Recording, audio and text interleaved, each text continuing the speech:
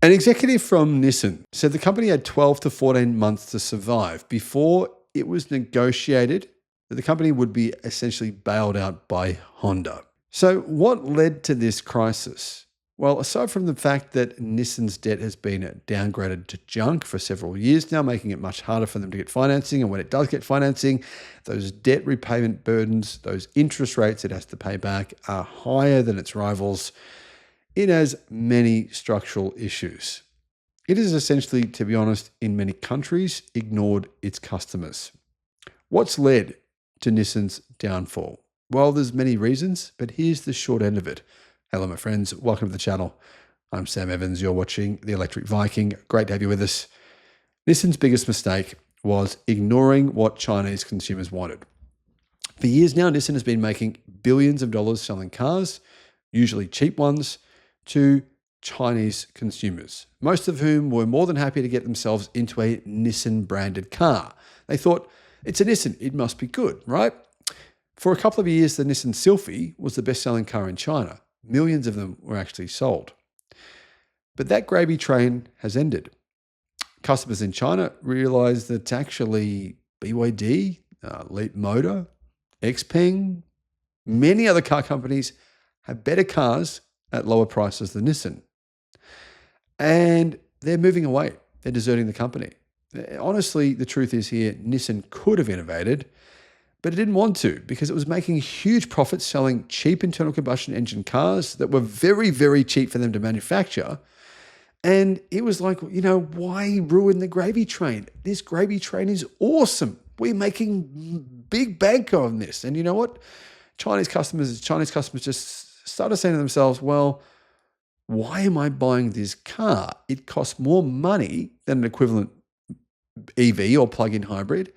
It uses way more fuel. The technology is much, much less sophisticated.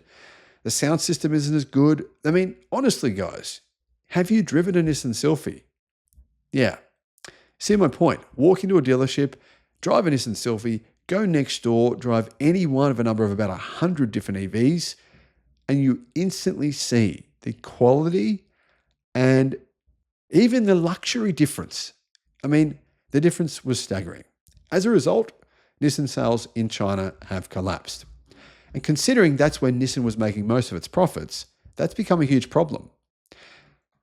A merger with Honda may become the company's best or potentially only chance at survival. But considering Nissan's profits have fallen by 90% over the past year, and this merger deal, it requires Nissan to triple its profits over the next 18 months, which seems incredibly unlikely. Well, in this instance, it may be possible that Honda won't bail out Nissan after all. The Japanese automaker, obviously, as we've discussed, is very challenged in China. Emerging markets and the United States, its largest market as well, are a big problem.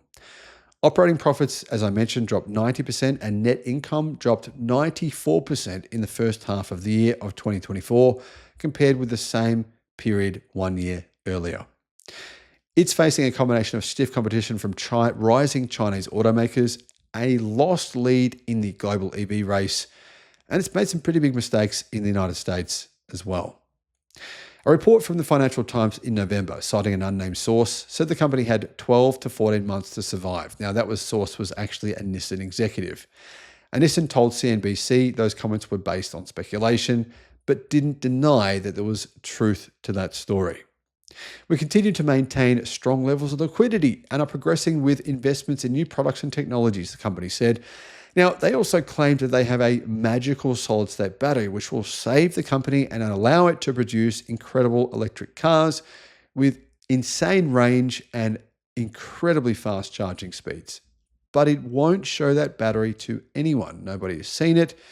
Nobody knows if it's real. Of course, it's been kind of maybe possibly invented to get shareholders to have some sort of hope the company will turn things around. Now, speaking of Nissan's stock price, as you can imagine, that has plummeted over the past 12 months as well.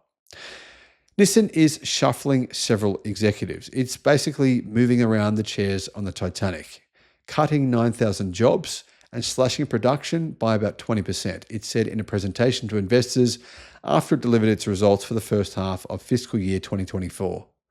CEO Makoto Ukeda is reducing his monthly compensation, his salary, by 50%. I don't know how much that's going to help, but he said other executive committee members will also take cuts, though the company didn't say how much. These are desperate measures, said Felipe Munoz, global automotive analyst for JATO Dynamics, which studies and provides data on the global industry. They were not prepared for this new reality after the pandemic and after the semiconductor shortage, which put the Chinese car makers almost at the top. Now, obviously, it wasn't the coronavirus, the COVID pandemic that put Chinese automakers at the top of BYD, at the top of Nissan, enabled them to leapfrog the company. The truth was that they've been working on innovation for years, whereas Nissan had not. The Nissan Leaf was once a great car. It really was. It sold well. But it's barely changed in over a decade. Nissan could have made what was once a good car today. But they didn't do anything. They just sat around and let it get old. And it actually became the laughing stock of the EV industry. Now, when people talk about a bad EV, they reference the Nissan Leaf and its battery problems. It didn't have proper battery thermal management. So the batteries were prone to actually dying early. And it kind of gave EVs a bad name. Now, can you imagine being in China and deciding after all that, being aware of all that, to buy a Nissan electric car? Considering that now 50% of China's 31 million car market is electric in terms of sales in 2024 and likely to be 60+% in 2025, that doesn't bode well for Nissan's future. The company does have some strengths though. It has 6 models for sale in the United States that start below $30,000 US. That could be a good thing. But the problem is you're not going to make a lot of profit. Considering that most of those cars are made in the United States, you're trying to sell a car cheaply in the US that's made in the US. That's a hard order. I mean, the problem with that as well is Nissan have so much inventory from 2024 and even 2023 that they've provided massive discounts on particularly their most popular car, the Nissan Rogue, huge discounts on that stock in order just to clear them out of dealerships. Dealerships were complaining like, we've got so much stock here, we've got nowhere to put cars. So Nissan says, okay, massive discounts. They do that. What happens? Profits just collapse. There's only very, very tiny profit margins here. 0.5% was Nissan's profit margin in 2025. 0.5%. Any further discounting means they're making a loss. If you can carve out a niche though, that's the value niche, the inexpensive but reliable vehicle for first-time buyers or new families.